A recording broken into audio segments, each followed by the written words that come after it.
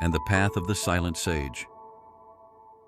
As the decades passed, and Prabhu Guru Dharmasiksa approached the twilight of his reign, he began to prepare for a transition of power, not merely in political terms, but as a spiritual ritual.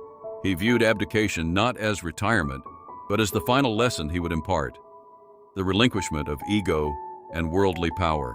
The court was abuzz with questions of succession, but the king remained serene, affirming that the next ruler must be not only of noble blood, but of noble spirit.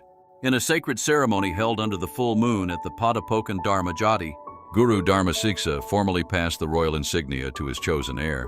It is believed by some historians that his successor was Prabhu Ragasuchi, his son, though legends often depict the succession as less about familial lineage and more about dharmic readiness. The ritual involved not just royal regalia, but the transference of spiritual blessing, or taksu, which in Sundanese belief is the sole light of authority and vision. After this ceremonial abdication, Prabhu Guru Dharmasiksa renounced his royal garb and adopted the plain robes of a hermit.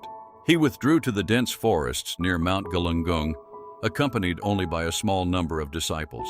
He was said to have lived as an ascetic sage, engaging in meditation, writing mystical treatises, and offering wisdom to those who sought him. This act of renunciation, much like the Hindu-Buddhist concept of vanaprastha, forest dweller stage, elevated his status further in the eyes of his people. He had become a living embodiment of the spiritual path. He is credited with composing several Kakawan epic poems and ethical texts. Though most of these works have been lost or absorbed into oral traditions, fragments endure, often cited in Sundanese schools of spiritual philosophy. One of the most famous aphorisms attributed to him is, "He who leads without chains leads longest. For those who rule with Dharma never fall into darkness." His abdication did not mark an end, but a transformation. From king to sage, from ruler to guide, Guru Dharmasiksa left behind not a vacuum, but a legacy of enlightened governance.